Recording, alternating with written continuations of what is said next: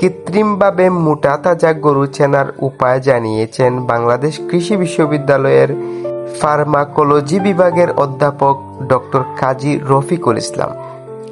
তিনি বলেন, ডেক্সমেথাসোন, Oradexon, prednisolone জাতীয় ঔষধ সেবন করিয়ে অথবা ডেকাসন, ওরাডেক্সন, স্টেরয়েড জাতীয় ইনজেকশন দিয়ে গরুকে মোটা তাজা করা হয়। তাছাড়া বিভিন্ন ধরনের হরমোন যেমন ট্রেনবুলন, প্রোজেস্টিন, টেস্টোস্টেরন প্রয়োগ করেও গরুকে মোটা তাজা করা হয়। কৃত্রিমভাবে মোটা তাজা করা অসুস্থ গরুর মাংস খেলে মানুষের শরীরে পানি জমে যাওয়া, রোগ প্রতিরোধ ক্ষমতা কমে যাওয়া, মূত্রনালী ও যকৃতের বিভিন্ন রকম সমস্যা দেখা দিতে পারে। হাটে গেলে কিভাবে এসব গরু সহজেই চিহ্নিত করা যাবে সে ব্যাপারে জানিয়েছেন অধ্যাপক রফিকুল ইসলাম।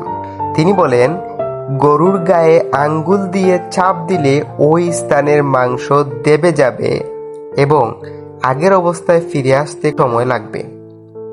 কৃত্রিম উপায়ে মোটা তাজা করা গরু ঘন ঘন শ্বাস নেবে, একটু হাঁটলেই হাঁফিয়ে যাবে এবং সর্বদা ক্লান্ত দেখাবে। গরুর দেহ থলথলে থাকবে এবং দেহে পানির পরিমাণ বেশি বোঝা যাবে।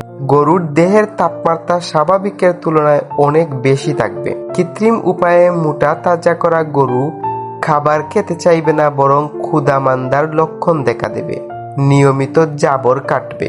কৃত্রিমভাবে মোটা তাজা করা গরুর হাড় খুবই নরম থাকবে।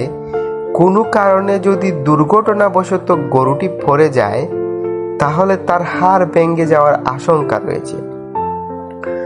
অসুস্থ গরুর মুখ থেকে অতিরিক্ত লালা পড়তে থাকে এবং এই লালা ফেনাযুক্ত হতে পারে অথবা ফেনা ছাড়াও হতে পারে। ইনজেকশন দেওয়ায় গরুর রানের মাংস স্বাভাবিক গরুর রানের মাংসের চেয়ে অনেক নরম থাকে। অসুস্থ গরুর নাকের উপরের অংশ বা মাজেল শুষ্ক থাকবে। বেশি পানি জমার কারণে গরু সহজে হাঁটতে চায় না এবং এক জায়গায় বসে থাকে।